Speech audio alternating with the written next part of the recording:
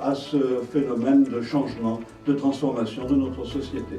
Nous sommes dans une période où nous sommes en train de passer d'un monde à un autre, d'un modèle économique qui était un modèle économique et politique fondé sur l'idée que finalement tout se traitait au niveau national, certes, pour certains États avec un peu plus de décentralisation que d'autres, mais disons avec une articulation entre l'État et l'économie, dans le cadre d'une politique économique que nous avons bien connue ici en France, particulièrement d'interventionnistes fondés sur des théories interventionnistes, je pense aux théories keynésiennes, et cela dans les 30 années qui ont suivi la Seconde Guerre mondiale, ce que l'on qualifie sur la base d'un bouquin qui avait été écrit dans les années 70, les 30 Glorieuses.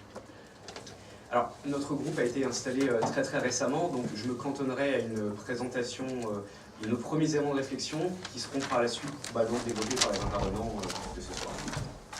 Donc, ce qu'on nomme les Smart Cities sont les municipalités qui ont fait le choix de moderniser leur gestion en développant des infrastructures communicantes. Donc il y a plusieurs objectifs qui sont poursuivis, alors sans être exhaustif, je vais citer les principaux.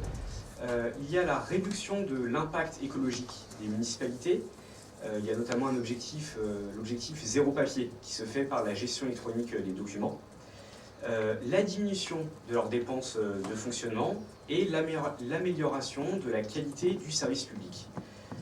Puisqu'effectivement, les municipalités peuvent, de manière beaucoup plus simple, coordonner leurs actions avec le numérique.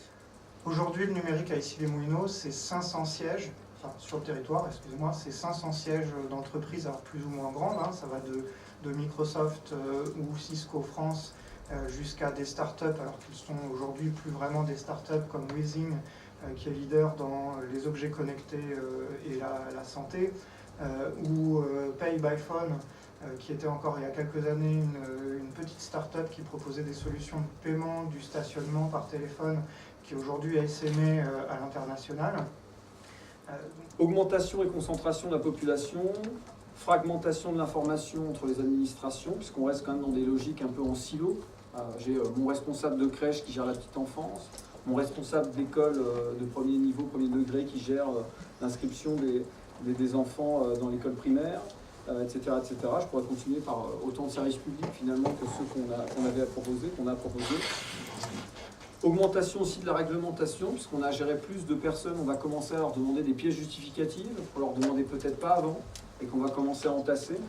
Et donc cette augmentation de l'offre, gérée dans des bases de données séparées, et voire parfois sans système d'information, égale lourdeur administrative, ce que malheureusement tout le monde a pu constater, on va dire, ces dernières années. D'une initiative de place avec un certain nombre d'établissements bancaires, financiers, assurances sur ce sujet, pour faire une sorte de bac à sable, pour essayer de faire un mumuse avec tous ces concepts qui sont effectivement passionnants. Alors, blockchain, uberisation, cloud, gigabit, FTTH, c'est presque devenu une banalité de le dire, mais le numérique est partout. Il est vu souvent comme une révolution, il est parfois vu comme un progrès, comme une aliénation, comme une atteinte aux libertés. Mais en tout état de cause, il est là, il faut faire avec. Et c'est un nouveau terrain de jeu à la fois pour les citoyens, pour les entreprises, pour les administrations, pour les collectivités et pour l'État.